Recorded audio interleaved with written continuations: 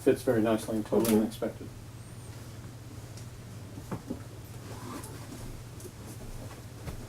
Please don't mind that some are redundant. We do this so that we can get the best of the best, you know. Sure, whatever you guys need to do, I'll do my best. Abe, what is your name, your occupation, and how are you connected to the protection of the California coast? My name is Abe Powell. I'm the president of Get Oil Out. I am a business owner of a solar electric company, and I am an environmentalist. 1969 was a special year in California because, of course, we experienced the blowout, the Santa Barbara blowout. You weren't there. You said that you were one at the time. But through a series of fortuitous events, it had an impact on your life. How did the 1969 oil spill, even though you weren't, you were just born right after it, how has it impacted your life? I think the 69 spill was a catalyst for the modern environmental movement. That modern environmental movement is kind of the water I swim in. And so as an environmentalist, as a green business owner, I am a product of that movement as much as I am a part of that movement. And the effect that the spill had on everybody's consciousness about the way we're living in Western capitalist society changed the game, changed the way people look at the way we do things. And 42 years later, there's a robust green movement in this country, and I'm a part of it. And I don't think had it not been that spill, it might have been something else, and I'm sure it would have been. But that was the event. That was the line of demarcation before and after the spill. It changed the world. As a student of environmental history, tell me about the first time you heard that a spill occurred off the Santa Barbara coast in 1969, how you heard it, and what you thought at the time, how it made you feel. The first time I remember hearing about the spill was when my family was preparing to go and protest against the Diablo Canyon nuclear power plant. My grandfather was a really serious activist and was vehemently opposed to nuclear power.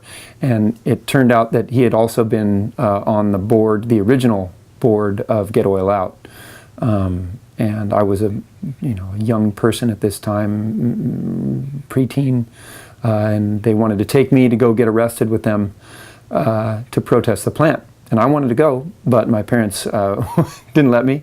And in the context of this invitation and learning more about what was going on, I heard some stories about my grandfather and knew that he had been a part of different movements to protect the environment and political movements, and that he was involved in this thing called GOO that was a response to this mythical big spill that happened in the year I was born. You seem to have a more evolved perspective of activism. How would you describe the differences between your grandfather's definition of activism, and especially activism related to the California coast, and your definition of activism? There's three, the difference between his generation's definition of activism and your generation's definition of activism. The difference between my generation and the previous generation is, I feel like when you look at a stained glass window in an old cathedral in Europe, they show the saints, and the saints are stacked up on top of each other, and they're sitting on each other's shoulders, and it looks kind of funny, but you see these stacks of saints. And the environmental movement is kind of oriented the same way. We are riding on the shoulders of the previous generation, me, of my grandfather and his generation, and the generation after that. And they were primarily involved in recognizing that there was a problem and starting a way to stop it. And so they said, whoa, we're headed towards a cliff. They recognized there was a problem, and they said, let's hit the brakes. And that was kind of their contribution, was, hey, recognition, recognize the problem, and make a statement that we're going to do something about it. And they got that far, and kind of the next generation picked up and developed legal and activist and political and social tools to stop the things that the problems that they identified, to start to address those things. The second generation was kind of the development of those mechanisms, those vehicles. The third generation is focused on how do we live if we stop the things that are bad? How are we going to move forward if we back away from this cliff? Which direction are we going to go, and how are we going to get there? What vehicles are going to take us to where we actually want to be? So, there's the green activist movement, and then there's what I call the green business movement. But that's the commerce and the way of living that involves food getting to the table, and lights going on, and water getting hot, and all the things that we take for granted. How are we going to make those happen in a way that's not destructive to the environment, to our host? What is GOO? What does GOO stand for? What is its mission? And what do you think your responsibility as its president is? GOO is Get Oil Out. And originally, I think the founders, there's a couple ways to look at what that phrase means. But the first way, I think, was let's get oil off the beach. Because in '69 when they started, I think they say it was Bud Bottoms, they saw the oil coming in the tankers and the oil washing up on the beach, and somebody, it was a huge crowd of angry people and a bad smell in the air from all the oil washing up, and somebody shouted, and they said it was Bud, shouted, hey, we need to get oil out. And what they meant was get the oil companies out, get the oil off the beaches, and clean up the coast. And over time, it's meant let's try to get oil out of the channel. Let's try to get the oil development out of our area, so not in my backyard. And then as time developed further, it was how do we get oil out of our lives? And that went from an outward view, how do we stop them, to how do we stop ourselves? Because we're the problem now, and we're still, the fact that we still exist 40 years after this thing started is a testament to the our inability to achieve the goal, right? And it turned out that we were focused outward when we should have been focused inward. The problem is us. We go to hearings, and half the people that go to these hearings to stop the oil development drove there in a car that burned the thing that they're trying to stop. And oil companies have gotten pretty good at pointing that out to people at hearings. So get oil out now to me means how do I get oil out of my life, or how do I cure my petroleum addiction? And so for me, we started a program called PART, Petroleum Addiction Rehabilitation Therapy. And I'm the first victim of a 12-step program to try to kick the oil habit. And I've been trying now kind of officially for 11 years, and I haven't kicked. I mean, I've made some great strides, taken huge chunks out of my, addiction. But I think there's still some Lycra made out of oil in the waistband of my underpants. And there's a lot of ways, and I'm surrounded by plastic even now as I speak.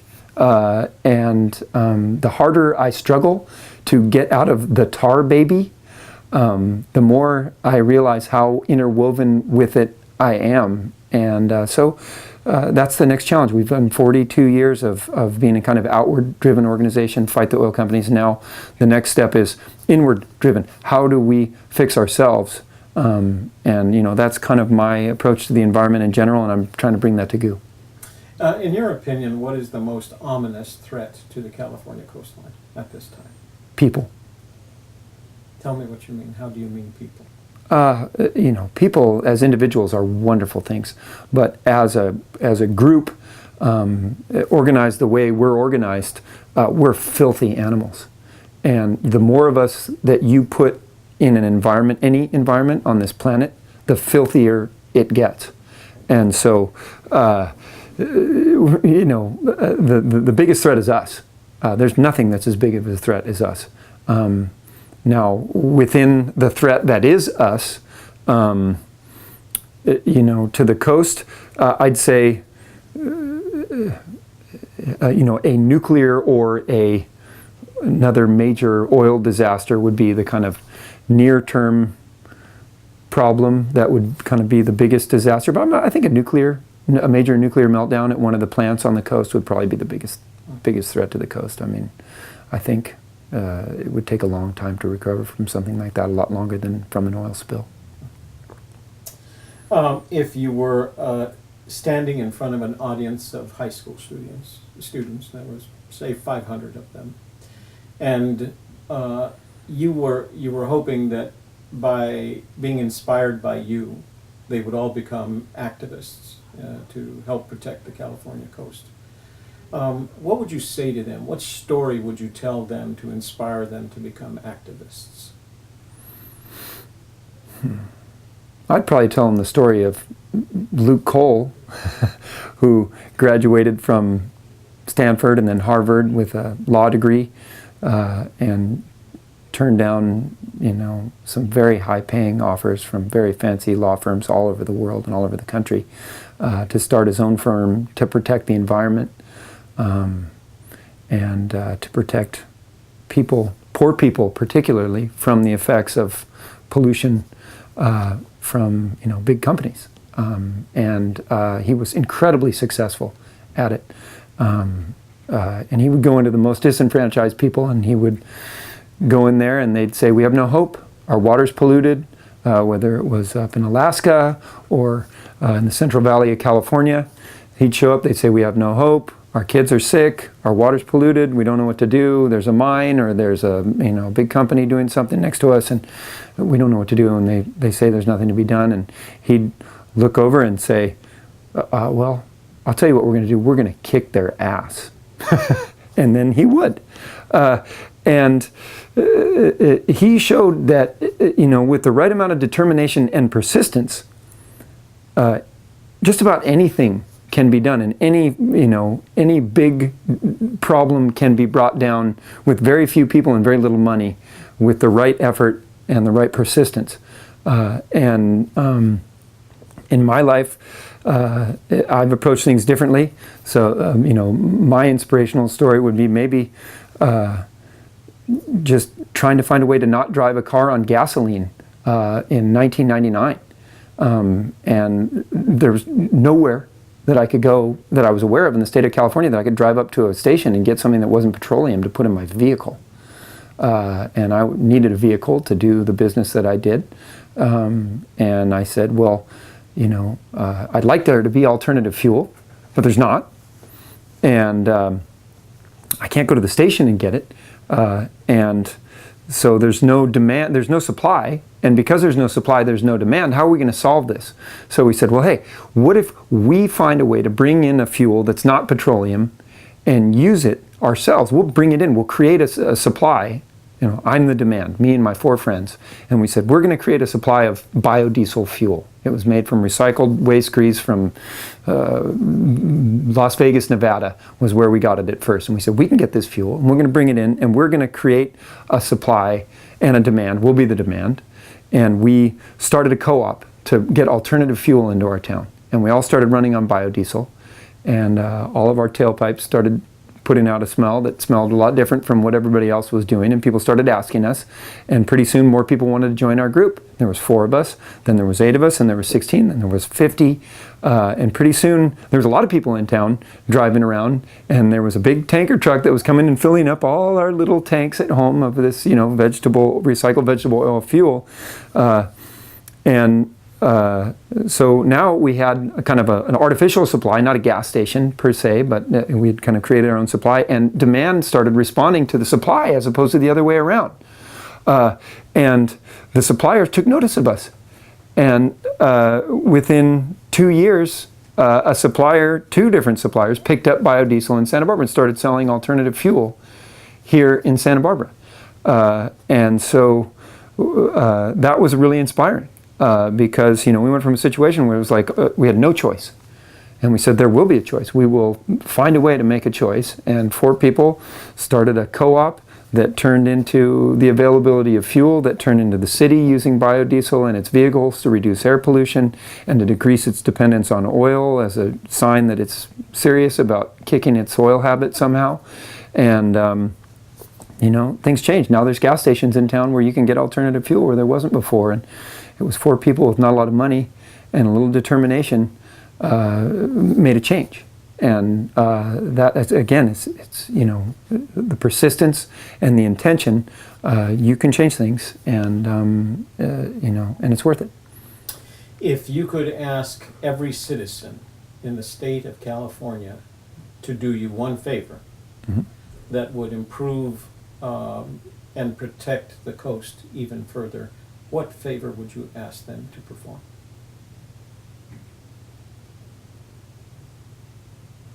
Use less. Tell me about that. What do you mean?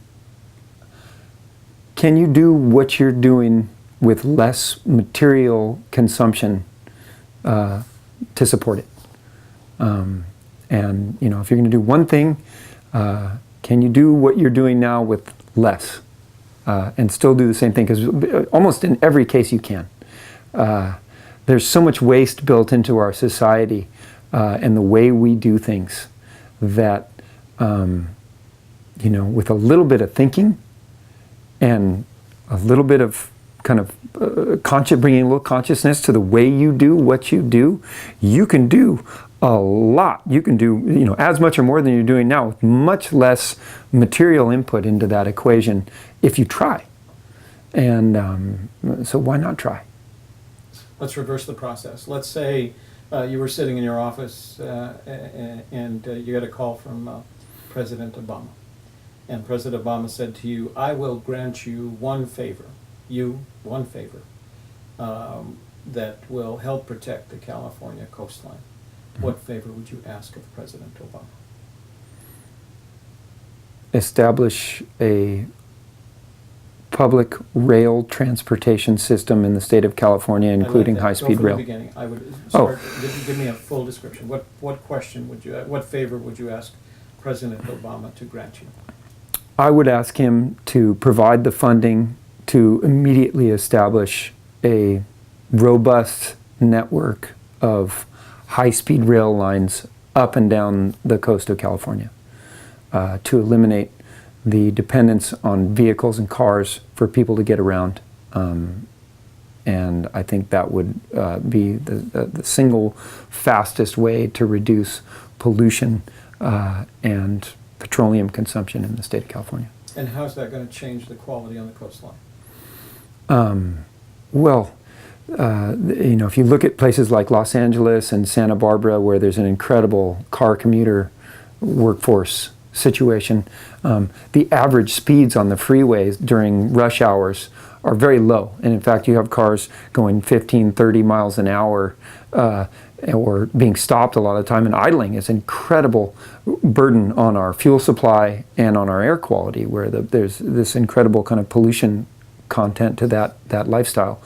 If people thought that, you know, they were driving into Santa Barbara from Ventura, for example, and, you know, which a lot of people do, they drive into Santa Barbara to work from north or south, and if they could get on a train that would get them there quickly and save them 30 minutes in the process, that would save all that pollution and all that fuel and all that time for people. And I think that would be a big game changer. One last, how's my time? Could you say that? About 100 less words? Exactly. Could you get that Sure. whole thought and start with, I would suggest to the governor and the president that, okay? Okay, let me try it again. Looking in this direction, Paul. Okay, I would suggest to the governor or the president that we need to establish immediately a robust network of high-speed rail lines up and down the coast of California so that people could get to work without the use of their car. And until we do that, we're going to be car dependent, and we're going to have pollution problems. We're going to need fuel to support the commutes that everybody's doing, and we're going to be stuck in our cars. Just for the sake of our audience, what is the great next, in your opinion, what is the next great environmental battle that you or your offspring will have to fight?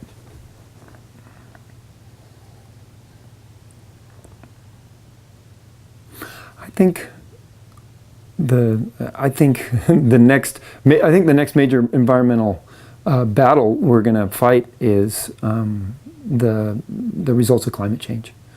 I think that my children, their generation, are going to be the ones where we really start to pay the piper for our carbon-based lifestyle, and I think that most people, besides maybe the Department of Defense, have grossly underestimated the effects that this is going to have in the next 50 years on food supply, food distribution, water supply worldwide, and the effect that's going to have on populations and where they are, how they're fed, and whatnot.